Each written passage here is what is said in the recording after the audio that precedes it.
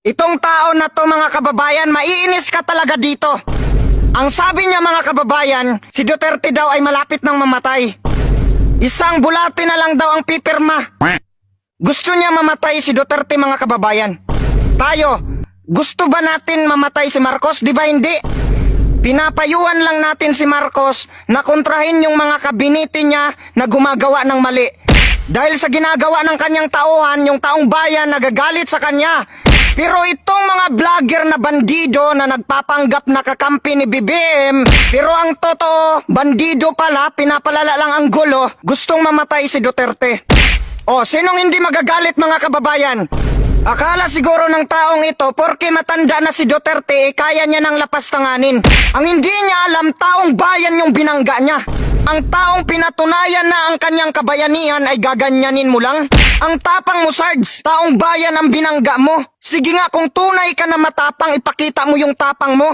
Hamunin mo nga ng face-to-face na barilan yung mga DDS fighters. O sino dito ang matapang na DDS fighters na handang tumanggap sa hamon ng taong ito? Sinong matapang na DDS fighters ang handang lumaban kapag naghamon ng face-to-face na barilan ang taong ito?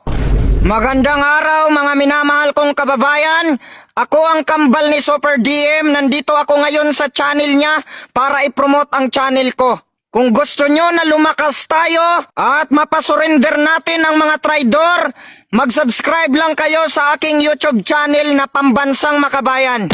Itong dalawang bandidong vlogger na ito, si Ballpoint at si Takero, sabi nila, kaming mga DDS daw ay bubu mag-vlog. Kasi yung binablog namin ay puro lang daw mahal namin si Duterte. Emosyon lang daw ang pinapairal namin kaya hindi kami nakapag-isip ng tama. Bulag! Walang puwang ang bulag sa bayang ito! Paanong hindi mahalin ng taong bayan ang mga Duterte? Inakikita natin ang ginagawa nilang mabuti. Paano ninyo nasasabi na nasa totoo kayo? Ipuro lang naman haka-haka yung vlog ninyo. Tulad nung sa Pogo, nagsasalita pa lang ang piking ebidensya, pinapaniwalaan na kaagad ninyo. O ngayon na nabulgar, na yung taong yun inuutusan lang pala para pilitin na magpirma si Alice Go kahit hindi totoo. Ngayon na nabulgar na kayo, inamin nyo ba ang pagkakamali nyo?